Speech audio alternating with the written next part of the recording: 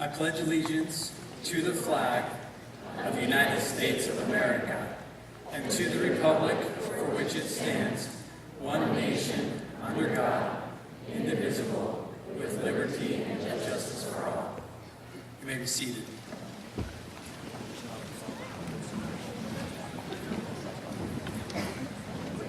Welcome to the Fall 2017 Commencement Ceremony for the most recent graduates of Ameritech College. I'd like to introduce to you Mr. Larry Litchfield. He's the Executive Director of the Draper Campus and the Vice President of Academic Affairs.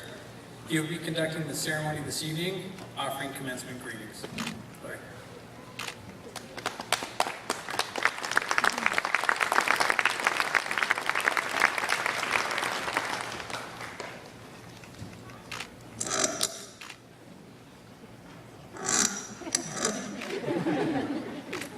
Nice sound effects, I really like that.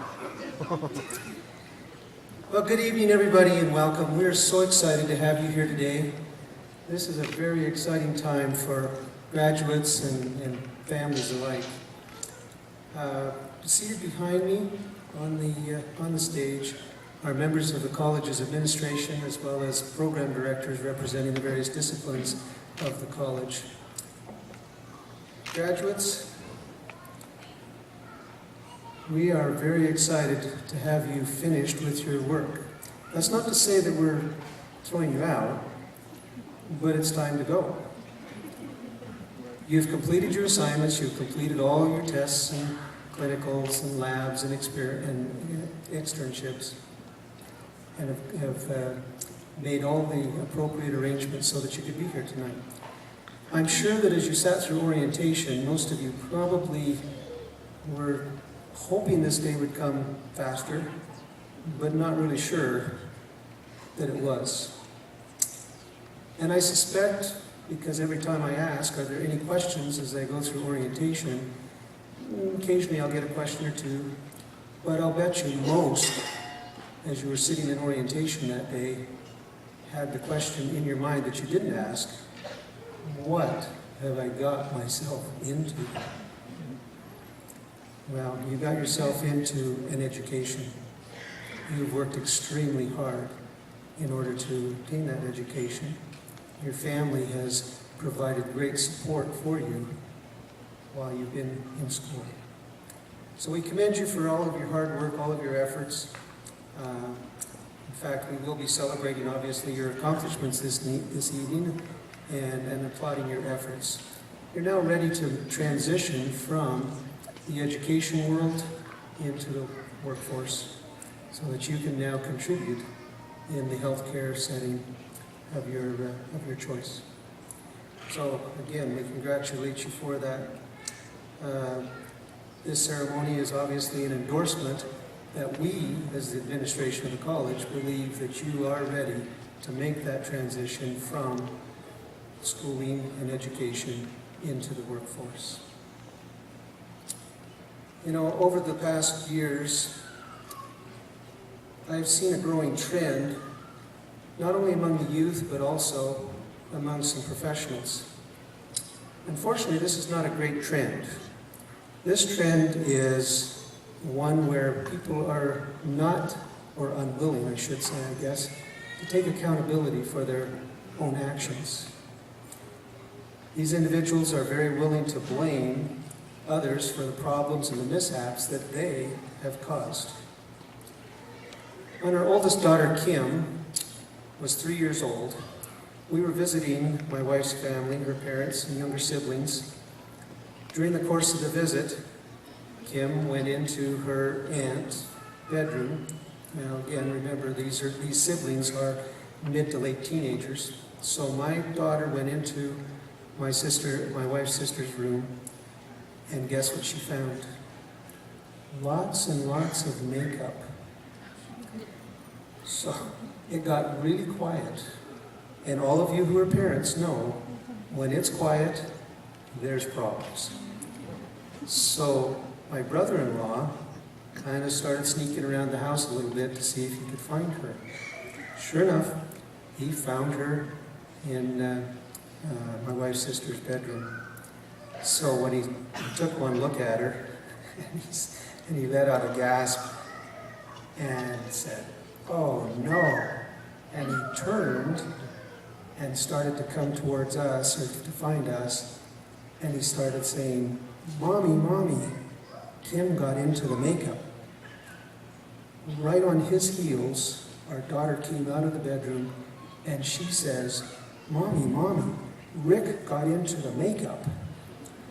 Now, needless to say, it was pretty obvious who got into the makeup when she's standing in front of us. Her face is white as a ghost with all the powder that she's got on, and lips, mostly on her lips, the lipstick, bright red lipstick, but you know, the clown look, basically. But hey, she's only 3 years old, so what do you expect? And she stood there and honestly thought we were going to believe her. She wasn't in the makeup. It was her uncle. Well, this is obviously a humorous example. Our daughter did not want to take accountability and was trying to blame somebody else because she didn't want to get into trouble. Unfortunately, there are too many examples in the workplace of people who stand figuratively with makeup all over their face while they're pointing to others. I get it. It's hard to admit you made a mistake. But it's also been my experience that people who are honest and take accountability are far more respected than those who don't. So my charge to you tonight is to, as you enter your healthcare profession, is to be accountable for your actions. Take responsibility. Don't be a Teflon man or a Teflon woman and try to have things bounce off you and hopefully stick to somebody else. Stand up and take that responsibility. As we commence our ceremony this evening, we will first be pleased to hear from our student speakers. They will proceed in the order listed on the program. Tyson Dudley, representing the Dental Laboratory Technician Program, will address us first, followed by Jillian Seiler from the Medical Assistant Program. We'll then hear from Alfonso de la Cruz from the Associate Degree Nursing Program, and then finally we'll hear from Nixon Olu, representing the Nursing Bachelor Degree Completion Program. So we'll start with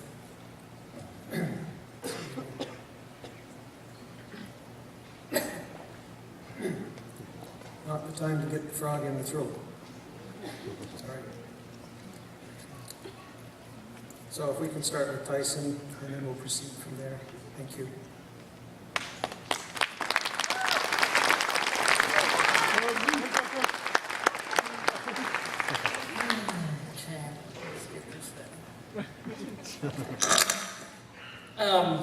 Welcome everybody.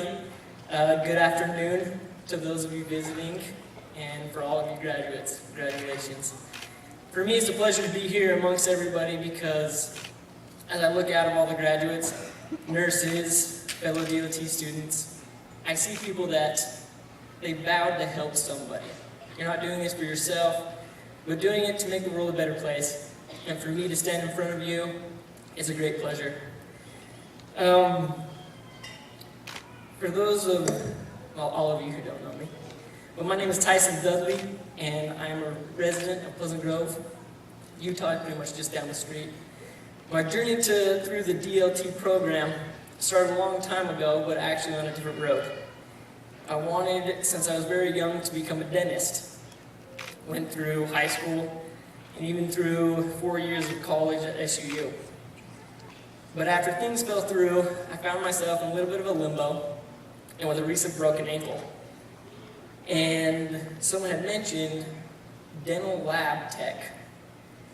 And through all my years of shadowing dentists and surgeons and all kinds of stuff, I had no idea how to make a crown. I had no idea how they did it. So one day I took the tour of a lab and I found out what they did. They made crowns and bridges out of all kinds of different materials. People were using wax, and I was fascinated. So I jumped into this program, and away I went.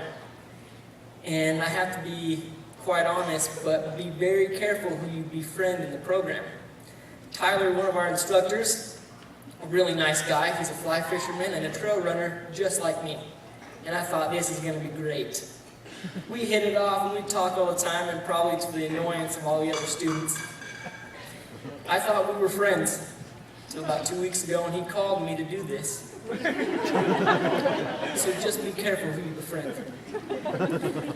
But going through the program taught me a lot, taught me how to use my hands more, taught me attention to detail. And a little thing in the bottom of my stomach told me, Tyson, is it really true? Are you going to really help people by making teeth out of wax and porcelain? And a couple times I really thought to myself, I really hope so, because that's the goal.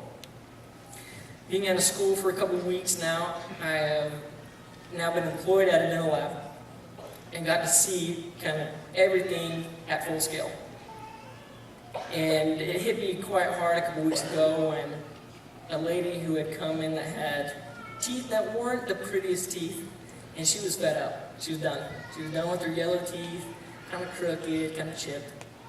And we were able to give her a full new set of teeth. To see her walk back in and thank each and every one of us, even though I really wasn't part of the big process, but to see her come in smiling ear to ear and telling me, thank you so much for helping me get my life back.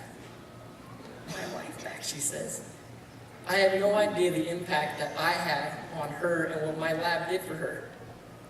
So I know that going through this program allowed me to help people, and that's why I'm here. And I know that's why a lot of you graduates are here. And I thank you so much for your tremendous fervor. I know how hard it is to study for tests and stuff like that. And you pushed through it. You did it, you got good grades, and you graduated. So I end by thanking all of you, parents and friends who supported the graduates. And graduates, congratulations again. Thank you.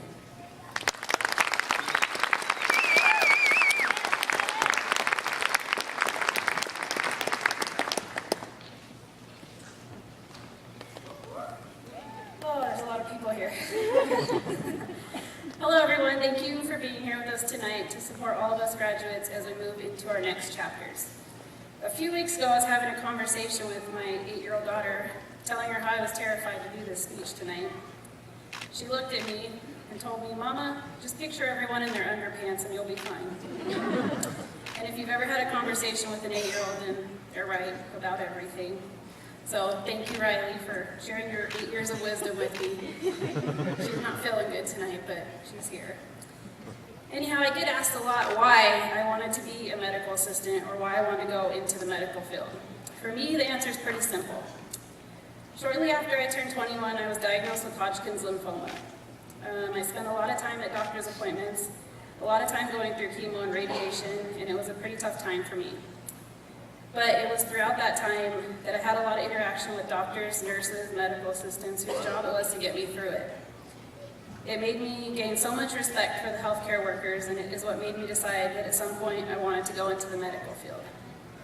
Fast forward many years later to early 2015, when I started touring different schools trying to decide what was going to be the right fit for me, what was going to work with my kids' schedules, being able to work. From the moment I walked into Ameritech, it just felt right. I spent about 45 minutes touring the facility with Vicki. I don't know where she's at. I know she's here somewhere. Oh, there she is. And I loved it. But I didn't quite know if I was ready to make that leap yet. And Vicki always made it a point to check in with me, see how I was doing and if I was ready yet. In June of 2016, I decided it was finally time, and I took the leap and enrolled. Those 10 months flew by, and before I knew it, we were here tonight. Aside from it being a quick process, it also taught us so much, and I made some great friends in the process. One of the truly best parts about the MA programs were the teachers, though. Aurelie, who couldn't be here tonight, just wanted to thank her for always teaching us the proper way to say hepatitis, so we didn't go into our externships and say the wrong thing. And Ben, upon first meeting him, I was a little intimidated, but it turns out he's one of the nicest people I've ever met, except for the times he took Emma, our creepy class mascot, and tried to scare me with her. But in all honesty, I couldn't have imagined having any other instructors that would care as much as they did about us, both personally and professionally, and for treating us more like family than students. Real quick before I finish up tonight, I just want to thank a couple people in my personal life. My parents for being supportive my entire life. Try not to cry, I'm sorry. Whew. I'm just happy they could be here tonight with me to see me finish this. My sister for not only providing me with financial support while I was in school, but for always being so selfless, and willing to help me any way she could, even when busy with her own career. And lastly, my two daughters, Riley and Savannah, who have taught me so much in this life and make me so proud to be their mom. Everything I do and will continue to do is for them. Before I end tonight, I like to leave all the graduates with a quote I read recently that I loved. There's a difference between being alive and truly living. One is simply a pulse, while the other is a purpose. So to all the graduates, congratulations.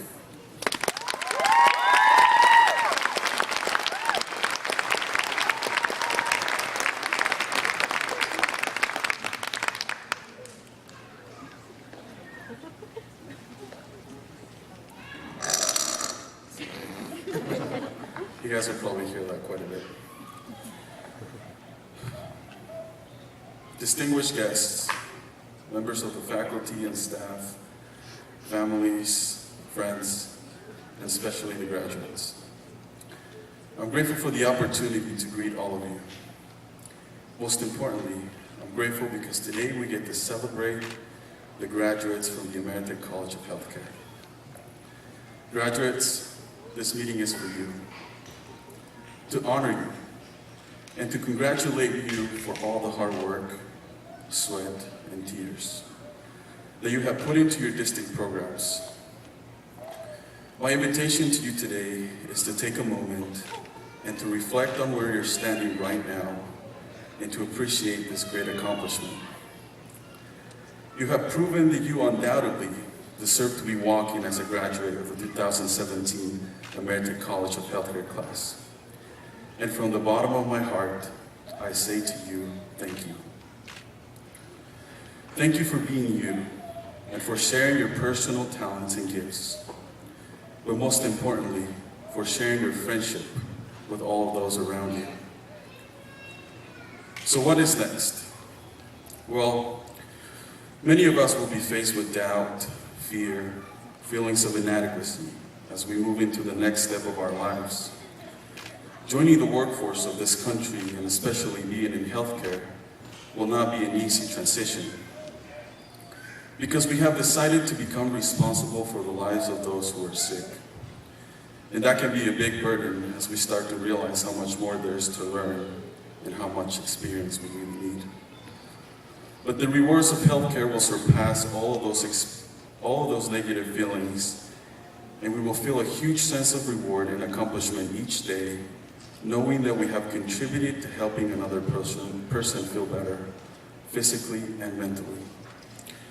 We will have the rewarding feeling of service in our hearts that only comes from helping others unselfishly.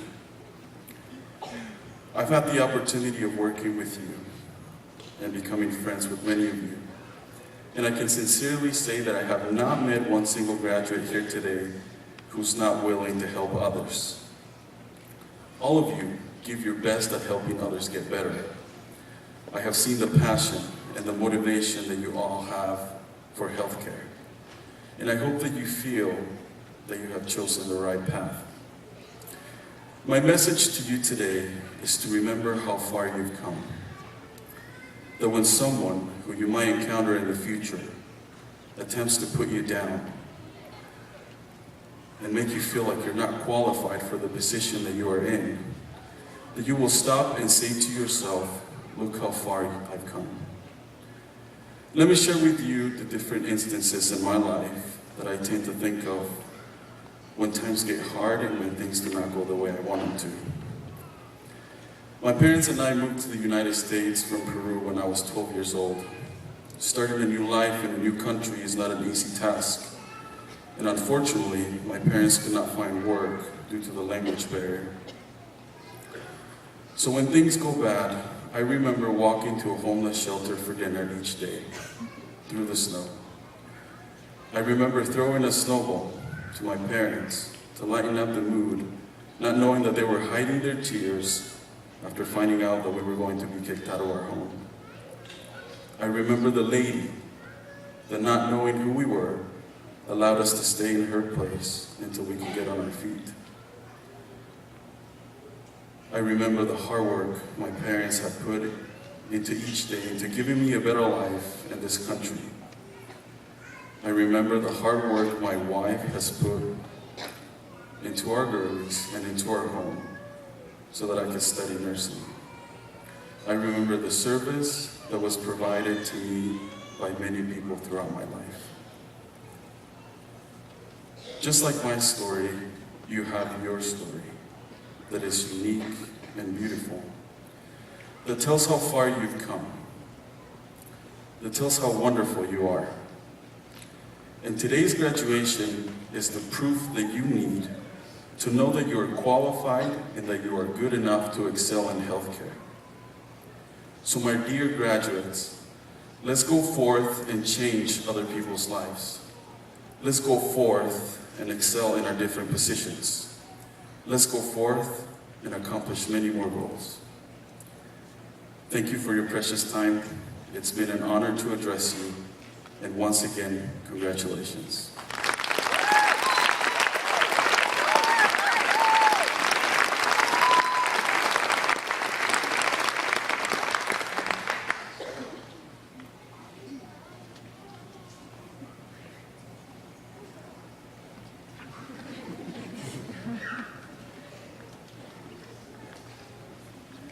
Good afternoon, everybody.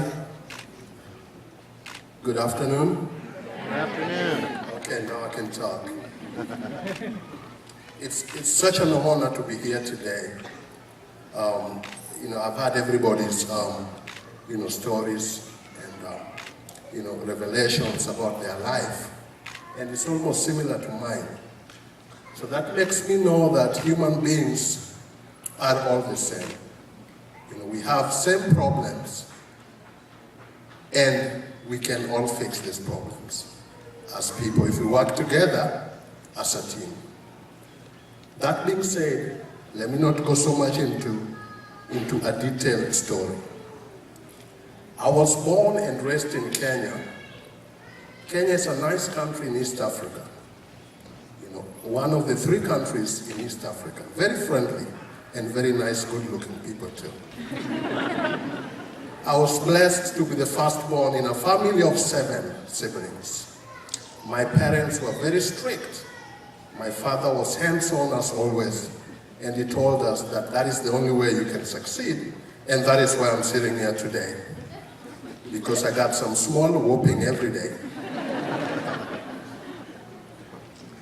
And that being said, my mother, who is here today, my fiance is here today, and my son and my daughter are also here today. My daughter is 4 years old, my son is 5 months old.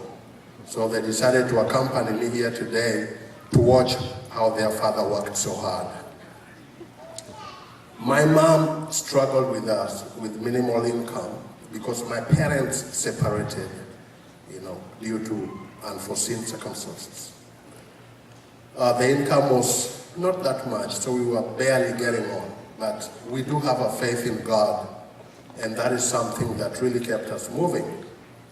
And I knew from day one when I was young, I knew that there are some things that I don't have, and it may take me a while to see them. But with the faith of God and determination and hard work, all these things can be achieved. So what I did is I decided to struggle in school. Wasn't one of the best in high school. Did my best. My numbers wasn't so great, but I kept on moving.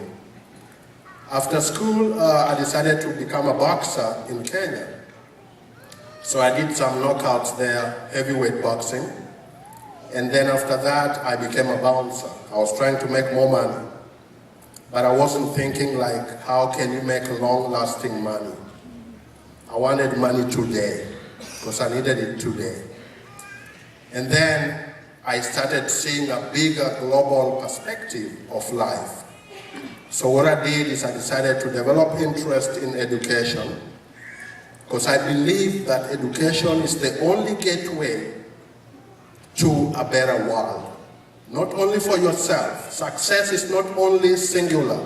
Success is plural. If you succeed, your community succeeds. If your community succeeds, the world becomes a better place. So what I did is I decided to come over to the US. Unfortunately, I couldn't make it to Kenya. The colleges were so few, and everybody had 4.0. So I wasn't part of the, I didn't meet the criteria. So when I came here, I was so glad. Unfortunately, the first day, I didn't know how to use a computer. So they told me, hey, can you, tell us something about yourself, but in the computer. I looked at the gentleman and I said, I never used a computer before. How can I do this? He said, no, you type it. So I was doing things like this, one at a time. And my brother was laughing at me, next to me. Fortunately, that paid off. I'm still typing with one hand, but now it's very fast. Not one finger. Very, very fast. I go like this. I don't even go. So, moving forward, once I did that, I thank God, I developed interest in nursing only because my first job was, I was working in a gas station, as a gas attendant. And I saw people coming in vans, and I was wondering, who are these people and how come they're in van all the time? So I did ask one of the gentlemen there. He told me that, we work in a group home. And what we do in a group home is we are helping individuals who are struggling with intellectual disabilities and mental health. I'm glad that we don't call it mental retardation anymore. That was scrapped off in case anybody was struggling with that. Just rest assured that professionals who understand the field use the word intellectual disabilities, cognitive impairment, developmental delay. Those are the terms that replaced mental retardation because it was so much stereotyped with negativity. So anyway, I became interested in what they were doing. And being that I'm a people person, I decided to seek employment there. I got employed there. They loved what I was doing. I became a permanent employee. And part of my job was to take these individuals to physician appointments. Every time I was taking the individuals to the doctor's appointments, I became more interested in healthcare every single day because I was seeing what ladies and gentlemen were doing. Such a wonderful job. It needs a big heart. And I became interested in becoming a nurse. I told myself that, Nixon, I'm sure you can do it. I enrolled in a community college in New Jersey. I did well, ended up with my RN. I worked as a registered nurse for some years, about maybe 9-10 years. In the meantime, I was doing board certifications because I knew very well I wanted to excel. I couldn't do BSN at that time because I had a family to take care of. In my culture, you take care of a village. You don't just take care of yourself. You take care of a village, and a village could mean your cousin who is struggling, could mean your neighbor who is also struggling. Which I thank God that I have the heart and I've done that. I built a home for my parents. I educated my siblings and their children, and I'm still doing that. So that makes me feel good. I know very well it's an investment that is much needed in life. Anyway, so to move forward, I ended up with 3 board certifications. One was for intellectual disabilities, and that makes me a certified developmental disabilities nurse. That was one. And then I got a second one also. That made me a mental health board certified nurse, which is called Psychiatric Mental Health Board Certified Nurse. And then I said, you know what, I will not forget our seniors. So what I did, I knew very well we are struggling with cognitive impairment, of which Alzheimer's disease is the most aggressive form of cognitive impairment. And if we don't understand Alzheimer's disease very, very well, then our grandparents, our parents will be suffering for no reason. So I thought that if we learn to understand the symptoms earlier, maybe we can intervene well. So what I did is I became also certified in dementia. So I became what is known as a certified dementia professional. And just to mention, recently I was also honored to be among the best nurses in the country. They sent me some information saying that I'm being considered as one of the best nurses in the country. Now, moving to another direction, I would like to thank Ameritech College of Healthcare for giving me the opportunity to excel in what I'm good at. I want to thank all the faculty. I want to thank every graduate who is here and their family members for what you're doing. Our goal is to make this a better world. Because of knowledge, we can understand each culture. Because each culture is unique, each family is unique, and if we learn, we can really know how to take care of all patients.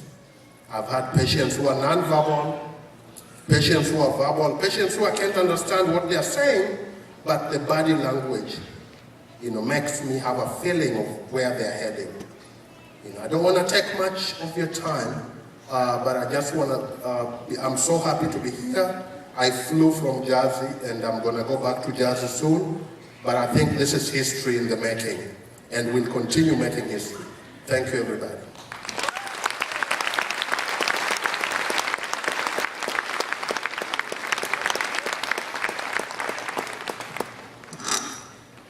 We certainly want to thank our graduate speakers. I love that portion of the ceremony, as you do get to hear some very interesting stories. And I'm sure that each one of you, if you were up here, you would have similar stories to share. So again, thank you so much. We really appreciate that.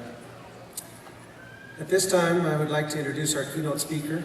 I'm honored to have Dr. Richard Nielsen here with us. He's been a friend and a colleague for a very long time, and it's good to have him here and share some of his wisdom and experiences with us. Dr. Nielsen obtained his BS degree in pre-physical therapy from Brigham Young University in 1973, and his BS degree in physical therapy from the University of Utah in 1975. So he spread his allegiance between red and blue, just saying. He entered the United States Navy, serving in various clinical positions as a physical therapist for over 20 years. During Dr. Nielsen's last tour of duty, he served as chief physical therapist for the United States Navy and as physical therapy consultant to the Surgeon General, the United States Supreme Court, the United States Senate and Congress, the Pentagon, and the White House.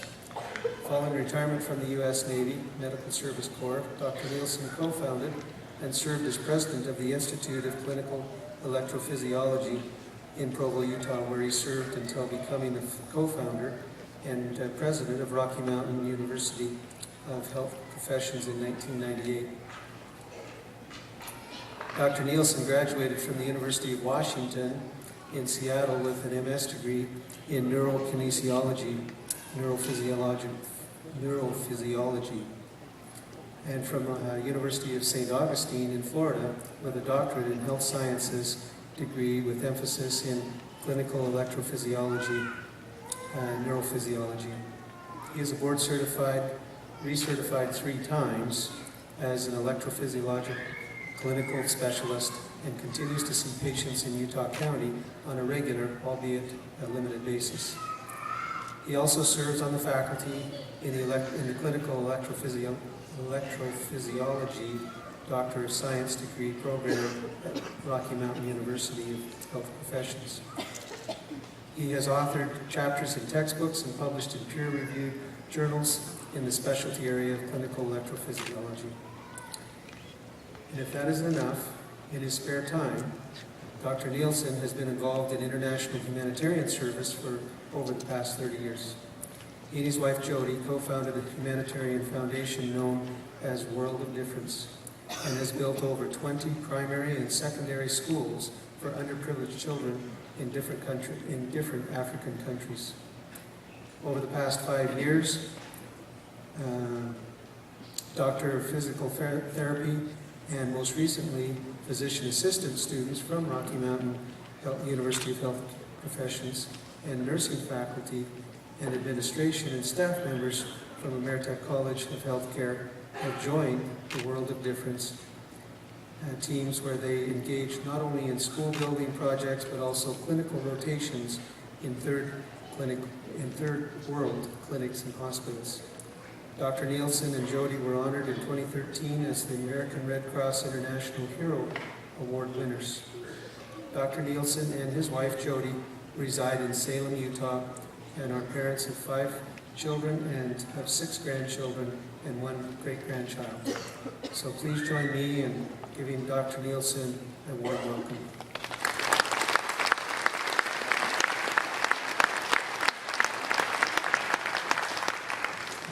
I hate it when he does that. That's Betsy's fault right there. Esteemed faculty and administration, honored family members and friends of these graduates and new graduates of the 2017 graduating class in Ameritech, I welcome you to these commencement exercises today. Also, I appreciate the comments of Tyson and Jillian, who Tyson representing the dental lab technician program, Jillian representing the medical assistant program, and also Alfonso, who represented the nursing associate degree program, and to my new friend Nixon, who represented the bachelor's degree program in nursing. I say to you, Habari Yasuguli, Missouri-san. He said he's from Kenya. I spent many of my years in Kenya working back and forth, and appreciate his words and his story. We're going to talk a little bit about some things in Africa. I've had an opportunity this last, in fact, we still got dirt under our fingernails from having just returned about a week or so ago from Malawi, building the school and other things that we do there. But before I talk to the graduates, I want to take the spotlight off of you, and I want to put it on those that you know are responsible for having you be here at this particular time. Your family, your spouses, your significant others, good friends, close friends, whatever. We know their role in having you sit where you are today, right? Many times you had to go to those events, family members, without them, right? Because you had to leave them behind because they had to study. Many times family members and friends, you had to dry their tears or put your encouraging arms around them because they were discouraged about what was before them, let alone what they were facing at that time. And many times you were the winds beneath their wings and under their kites, if you will. You allowed them to fly. If it was possible for me to take the diploma that you guys will get today and cut it up into little teeny pieces and give it out to every one of your family members and friends, I think they would deserve to hang a piece of that in wherever they hang things like that. Because they deserve it as well as you know as I do. We know their places. So graduates, they have been the ones that have continually reminded you that you can not only do this thing, this thing of magnitude, right? It's a thing of magnitude. It's an accomplishment. but that you can do it in a way that you never dreamed you could do it. Now, I have a favorite quote, and I love Africa. And I have not been to Liberia, which is Western Africa, but I spent a lot of time in Kenya and other African countries. But the former president of Liberia, West Africa, had a quote a few years ago. It has become my very, very favorite quote. And my wife knows this, Betsy knows this, other people who I associate with know this, because it's something that has really struck me and I want to share with you, graduates. She said, if your dreams do not scare you, they're not big enough. And then she said something very significant that I want you to process. She said, the size of your dreams must exceed your current capacity to achieve them. The size of your dreams must exceed your current capacity to achieve them. Your dreams were achieved today way beyond your own capacity to achieve them. It was those who stood behind you, beside you, that kept pushing you, that allowed you to exceed your current capacity by leaning on them. So, having said all of that, I think you all owe them a round of applause.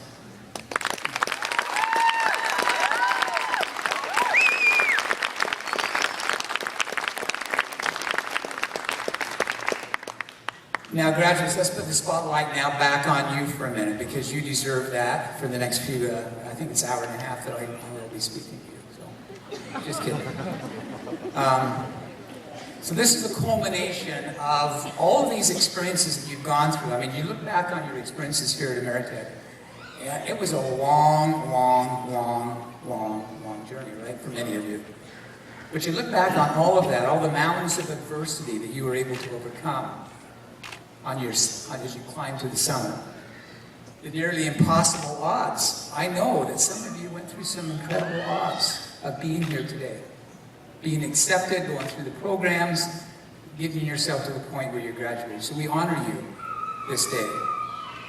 As my Rafiki Nixon said, we honor you, we're proud of you for the accomplishments that you've accomplished, the dream that comes true today. So I have a poem here that I found that when I was reading, I thought about you. So think about this. Somebody said that it couldn't be done, but he, with a chuckle, replied that maybe it couldn't, but he would be one who wouldn't say so till he tried. So he buckled right in with a trace of a grin on his face. If he worried, he hid it. He started to sing as he tackled that thing that couldn't be done, and he did it. Somebody scoffed, "Oh, you'll never do that. At least no one has ever done it." But he took off his coat and he took off his hat, and the first thing we knew, he had begun it. With a lift of his chin and a bit of a grin, without any doubting or quit it, he started to sing as he tackled that thing that couldn't be done, and he did it. There are thousands to tell you it cannot be done. There are thousands to prophesy failure. There are thousands to point out to you, one by one, the dangers that wait to assail you. But just buckle in with a bit of a grin. Just take off your coat and go to it. Just starting to sing as you tackle this thing that could not be done, and you did it. So congratulations for that accomplishment. So today is an exciting day for you. It's not a beginning, it's not an end. It's kind of a stopping off point, if you will. You know, kind of on a journey, you have to stop off and you have to kind of refresh yourself and repack your bags and water yourself up a little bit and continue on your journey. And that's where you are right now. You're on a wayside. You did come, you learned, and now, following these commencement exercises, you will go forth to serve. And we're going to talk a little bit about that in a minute. So where do you go from here? I mean, all of this now is behind you. Right here, you have some diplomas to prove that you, in fact, did what was required, and the journey lies before you. So a sign once spotted in a rural North Carolina store provided some very, very sound counsel. The sign said, "Be who you is." Because when you is who you ain't who you is. So I'd like to share a couple of thoughts about how you can be who you is. Okay? Sorry if I've broken some of the language restrictions here, but number one, leave the world better than you found it. Now, Marion White Edelman said, education is for improving the lives of others and for leaving your community and your world better than you found it. So how do you do that? How do you leave the world better than you found it? Said John Wesley, do all the good you can, by all the means you can, in all the ways you can, in all the places you can, at all the times you can, to all the people you can, as long as ever you can. Now, it was the goal of the faculty and administration here at Ameritech to provide you learning opportunities and skills that will enable you to eventually get along without them. I know it's kind of like riding a bicycle with training wheels, right? It's like, oh, I don't know if I want to get on that bike now, but listen to what Leonardo da Vinci said about you in the 1400s. He said, poor is the pupil who does not surpass his master. Now, I assure you that these faculty members recognized when you were a student in their classes that there would come a time in your professional careers when you will surpass your master in your skills, your abilities, your knowledge, and everything else. So leave the world better than you found it. Be who you is, because when you is who you ain't who you is. Number two, affect change. Don't be afraid to affect change in your personal life, in your professional life, with your neighbors, with your family members, with people that you don't even know and just meet for the first time, significant others and others. Affecting change. Be that instrument. Be that instrument that influences the world, that unites others to greater causes, that singles out the individuals. If you change nothing, nothing changes. Number two, affect change. In Africa, and I just got home, and I want to just tell you that I had a wonderful experience for 3 weeks in Africa with some of the Ameritech administration and faculty.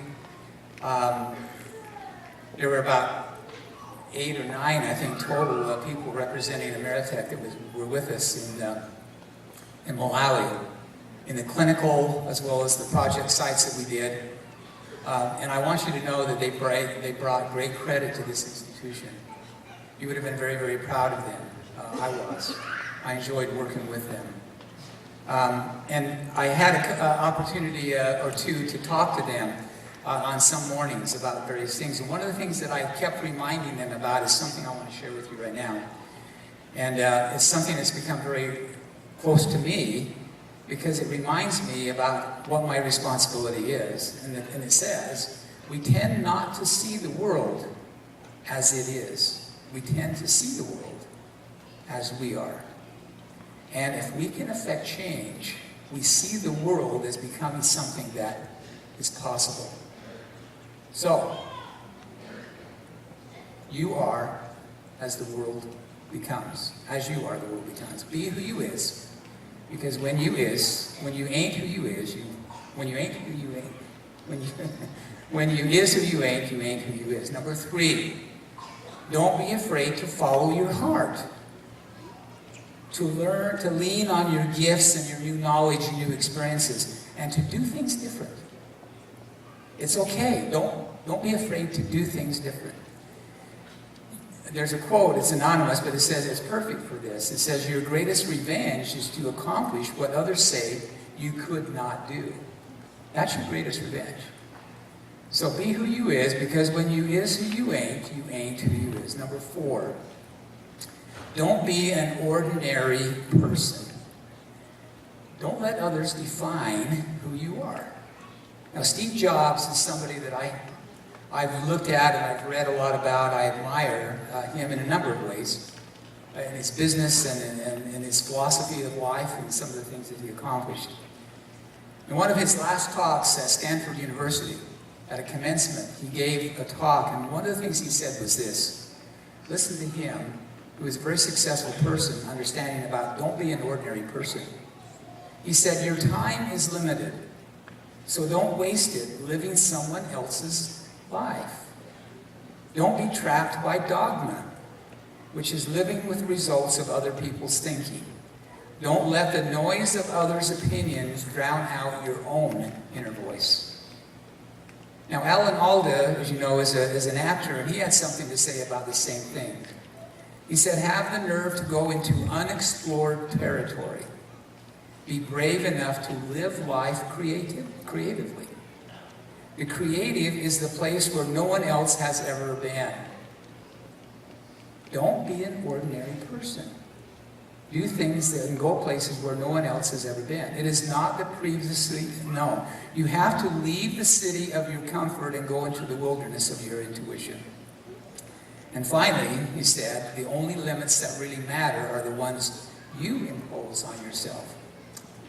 Number 5, live excellently, because to live excellently is to live extraordinarily. Okay? So never settle than less than 100%. Now, people who value excellence will not tolerate any lax standards. If you value excellence, you have a hard time dealing with things that are a little bit lax. Ordinary people would regard a 99% quality standard as okay. In fact, some people would say 99% is awesome. Said Nido Qubein, listen to his words.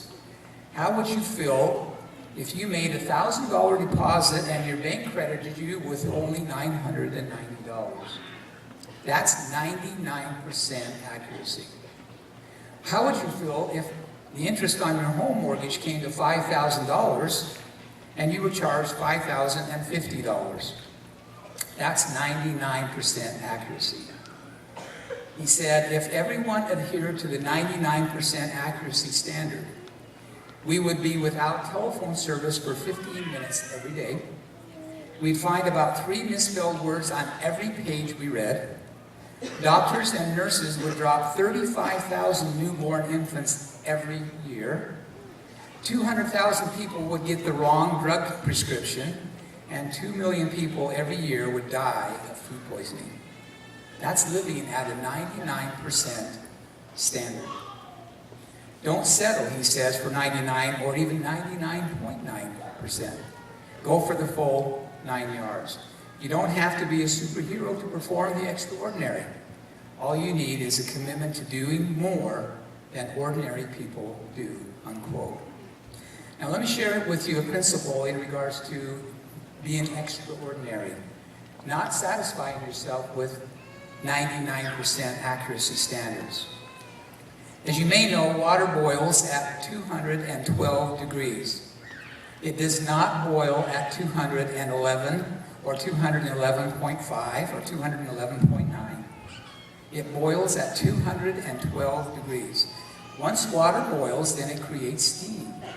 And steam, as you know, powers locomotives and turbine engines and spacecrafts into the next galaxies.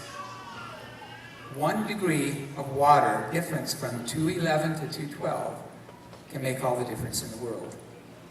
So don't be ordinary person. Be who you is. Because when you is who you ain't who you is. And finally, number 6, live outside of yourself. Live selflessly. Think about others that you can serve in your family, in your community, in the world. Says Larry Lucchino, life is not about warming yourself by the fire. Life is about building the fire. Generosity is the match. If you want happiness for an hour, take a nap. But if you want happiness for a lifetime, serve someone. You don't have to go out of your way to serve somebody. You just simply do it on your way. Look around you in your life and see who it is that might need help. It could be that car off the side of the road that's broken down. It could be the guy walking down the side of the road with a gas can. It could be your neighbor's garbage can. It could be the sick, the afflicted. It could be the battered, the lonely. It could be someone in your own circle of influence. Said David McCullough Jr., a very profound statement. He said, the great and curious truth of the human experience is that selflessness is the best thing you can do for yourself. So graduates, your hands have been trained. Your hearts have been opened and enlarged. Around you and serve. May God bless you on this journey that lies ahead of you. I appreciate the opportunity of spending a few minutes with you, and I wish you the best on your journey ahead. God bless. Thank you.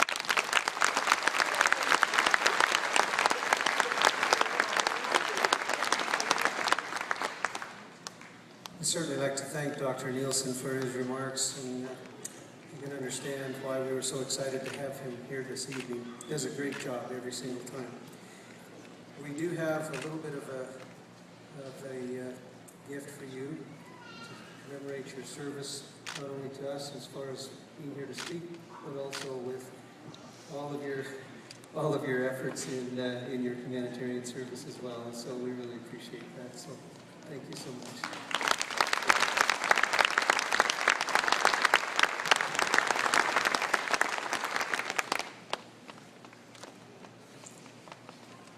Well, at this time, we'd like to begin with the presentation of the diplomas.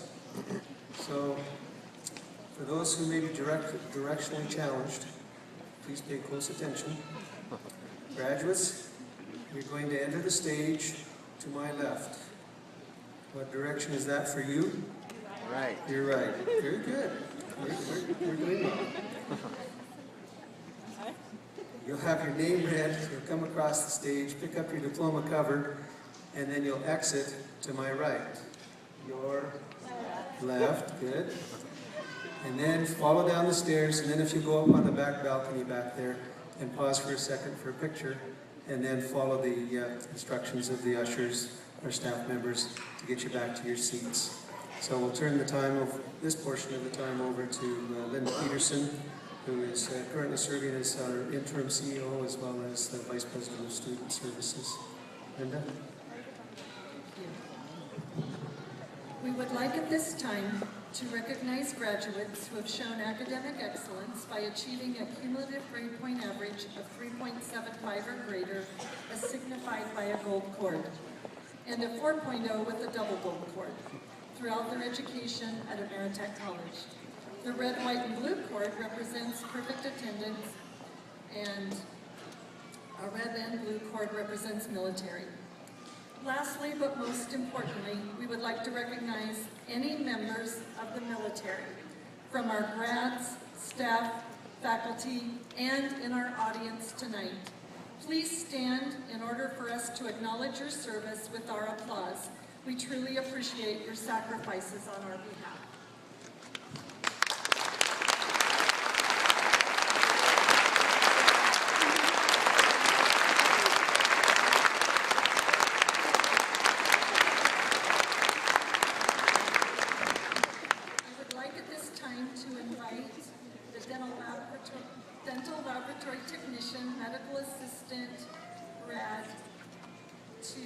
Speakers to come over and join their classes to approach the stage.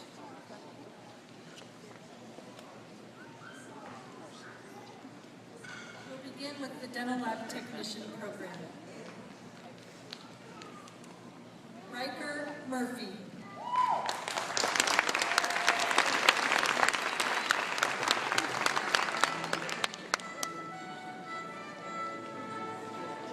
Savannah Romero.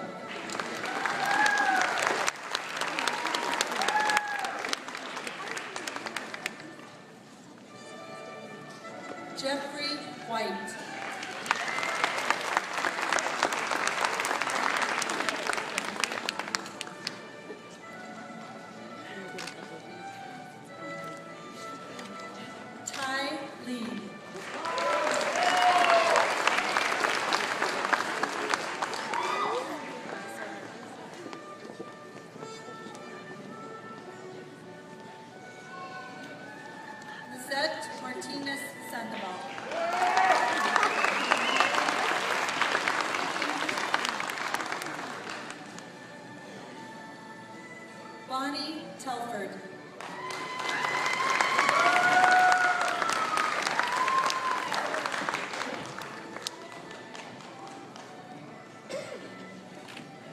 Carrie Fryer.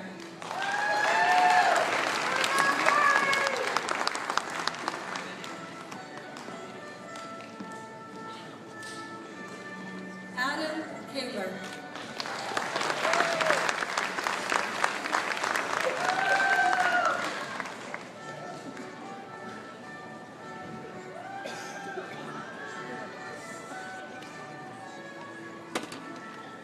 Tyson Dudley.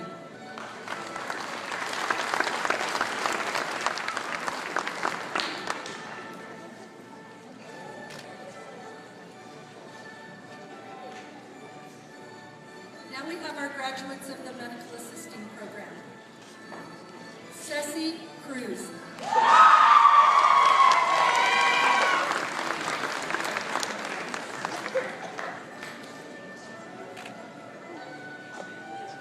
Janelle Morris.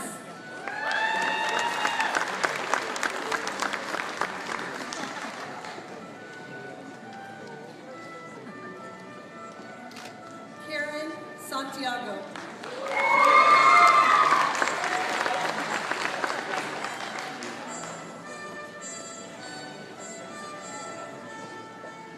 Miranda Shute.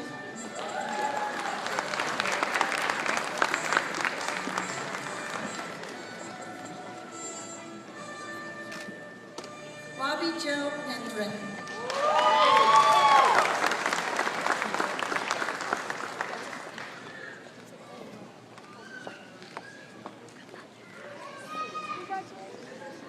Chris Beth Moreno.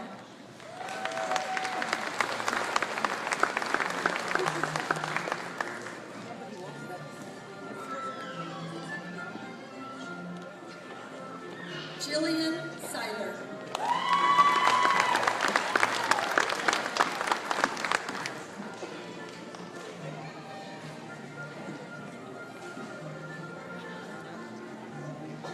Ariel Ngoa.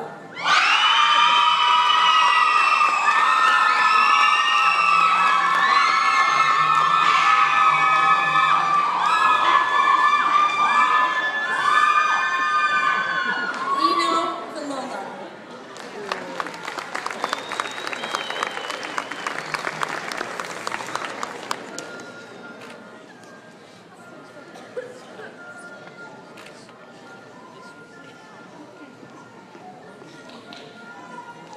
And now for my BSN program, we have Nixon Alda.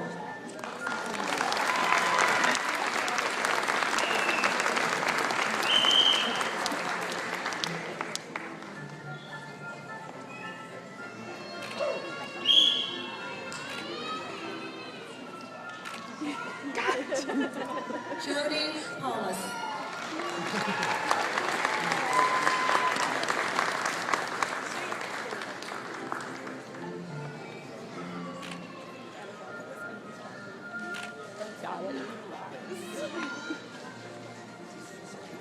Now from our registered nurse program, Alfonso de la Cruz.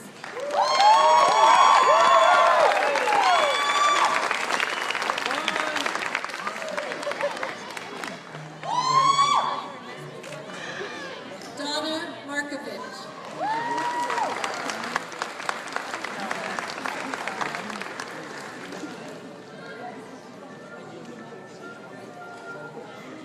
Bailey Wilson.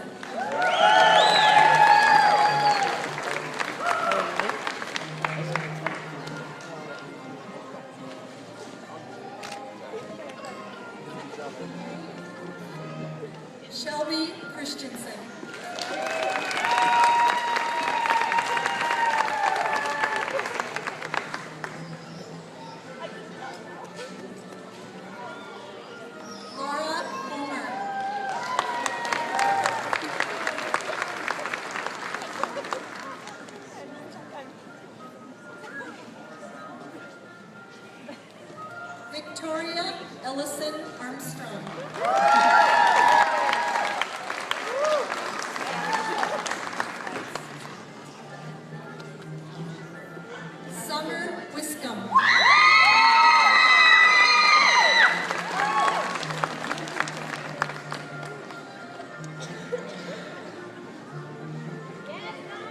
Brian Young.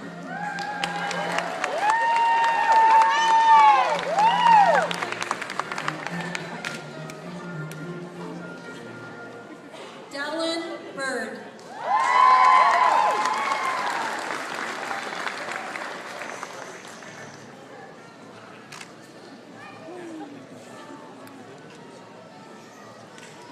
Mary Lynn Jepson.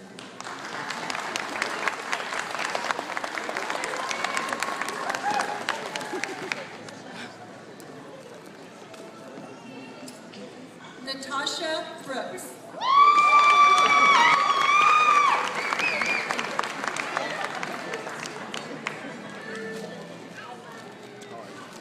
Callie Sainsbury.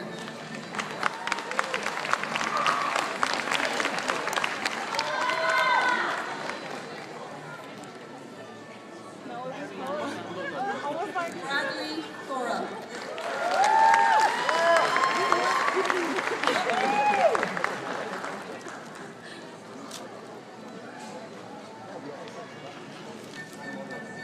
Brenda Sorensen.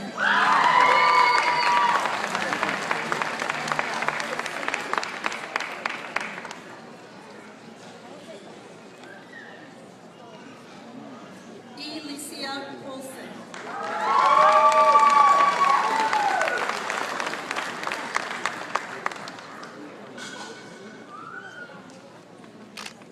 Catherine Gonzalez.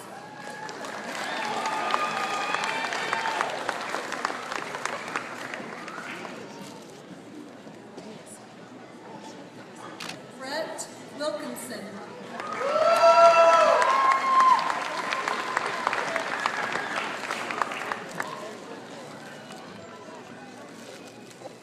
Sabra Johnson.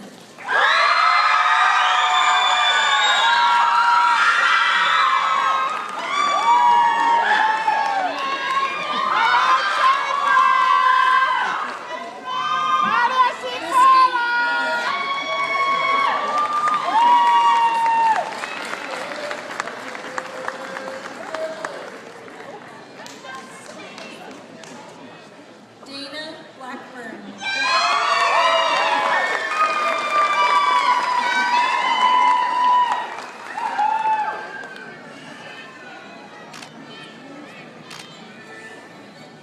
Bailey Dangerfield.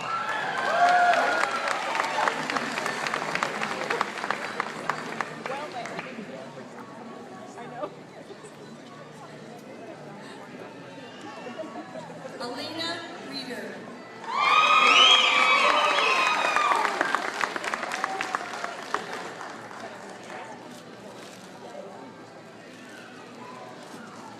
Nathan Reeder.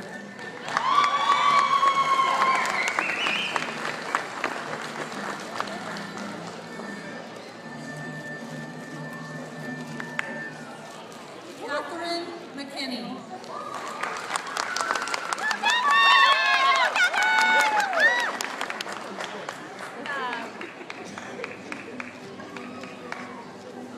Sissy Galindo.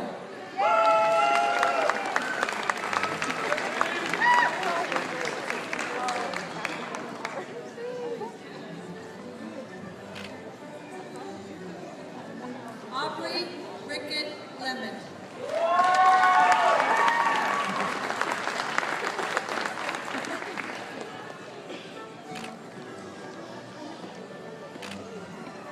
Carly Sharp.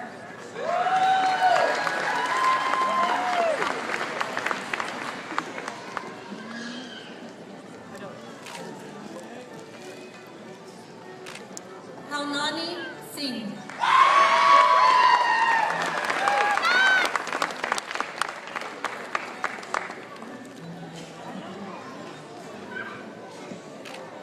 Alyssa Eddington.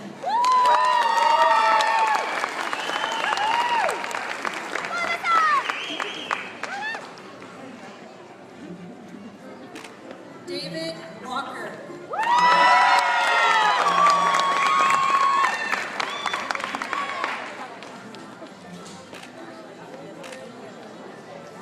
Angela Hickson.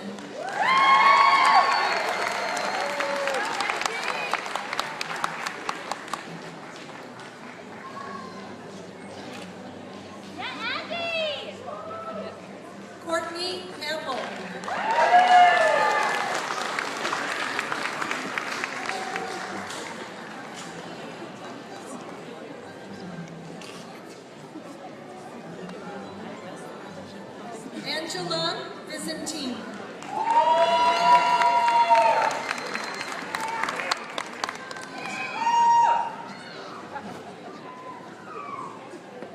Barbara Jensen.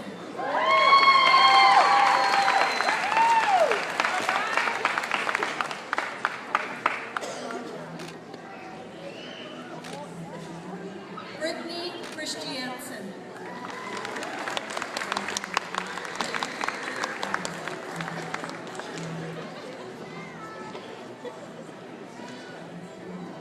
Brad Patterson.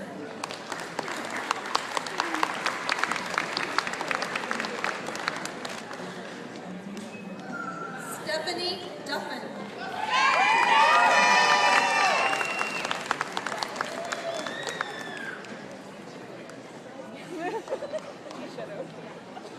Katie Lockwell.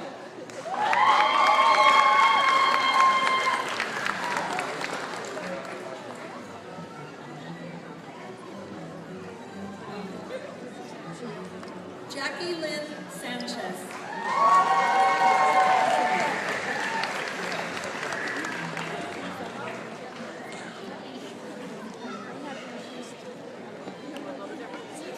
Robin Durbridge.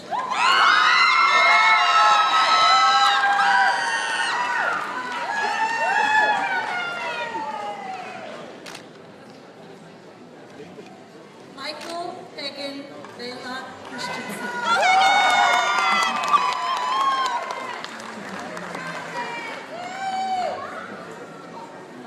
Marie Carlisle.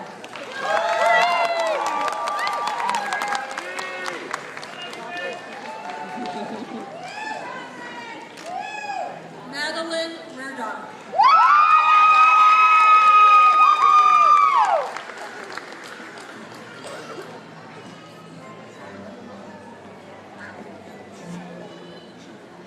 Sean Carnley.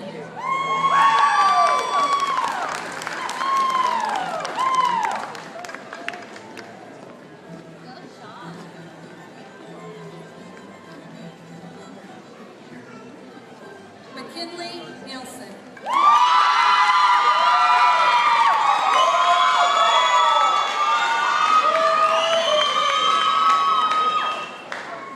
Tara Lynn Clark.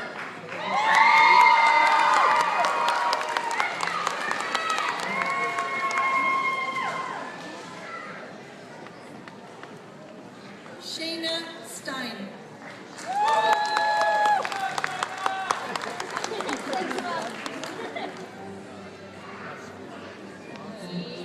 Emily Wilding.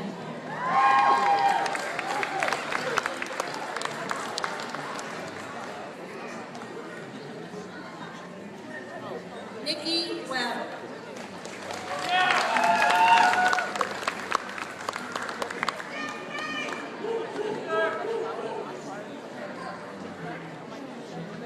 Jonna Simpkins.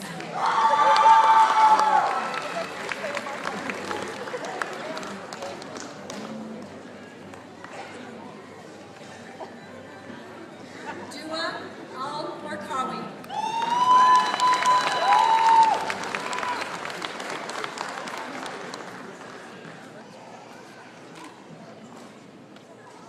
Jennifer Mata.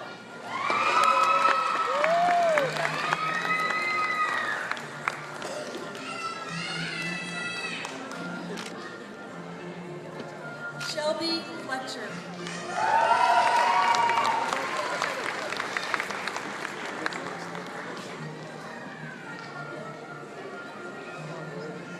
Michael Hunt.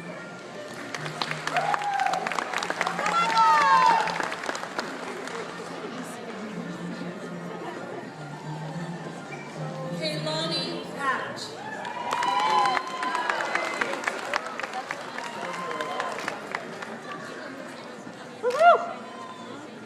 Alexis Jeffers.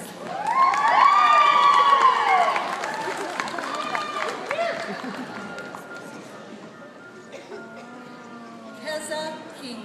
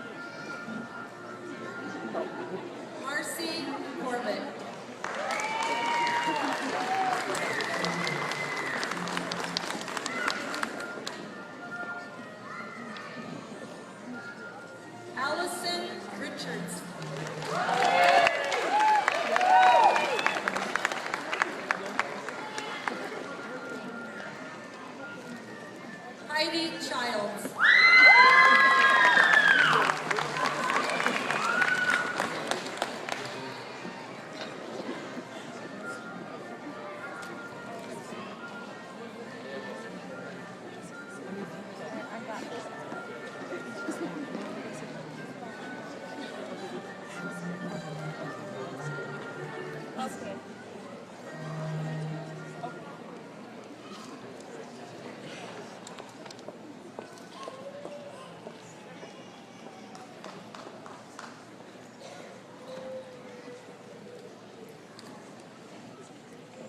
looks on their faces was a little different tonight than it was in orientation.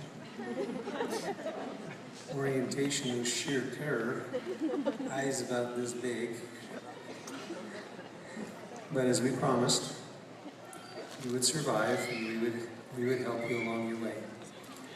It's been an honor to work with you.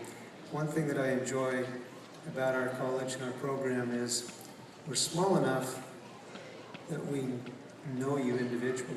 You're not just a number. We know you individually. We enjoy hearing your stories. We enjoy saying hi to you in the hall, talking to you a little bit. And yet, we're big enough to be a powerful force out there. So I really do encourage each of you to give heed to the words of Dr. Nielsen tonight and to go out and make a difference, make some change. Do everything you possibly can and do everything with passion. So once again, thank you, graduates, and congratulations.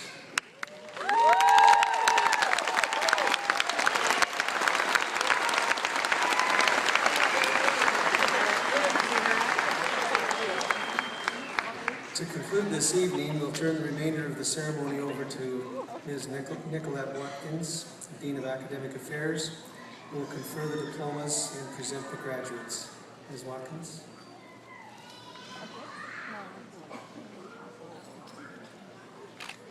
All right, this is what you've all been waiting for. Ready? Will all candidates for graduation please rise?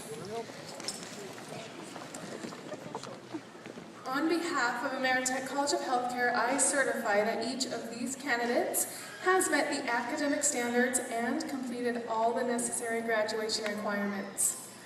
At this time, graduates, please move your tassels from the right to the left, signifying the completion of your studies and the transition from your academic experience to your professional career. I now confer upon you the status of Ameritech College of Healthcare graduate, with the rights, honors, and responsibilities thereunto appertaining.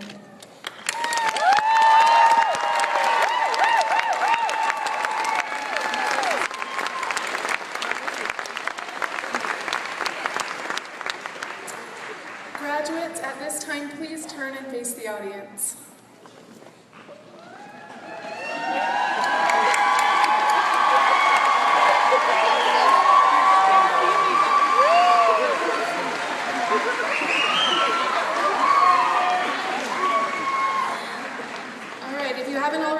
Locate your friends and family in the audience, and now, graduates, please give them one last round of applause for all of their support.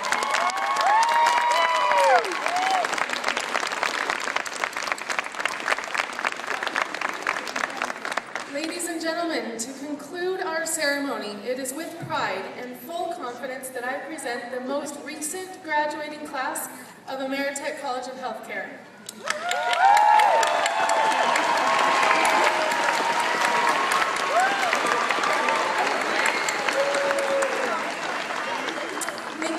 Attendance this evening. The nursing pinning program will begin in this room at 6 o'clock. Thanks again, everyone.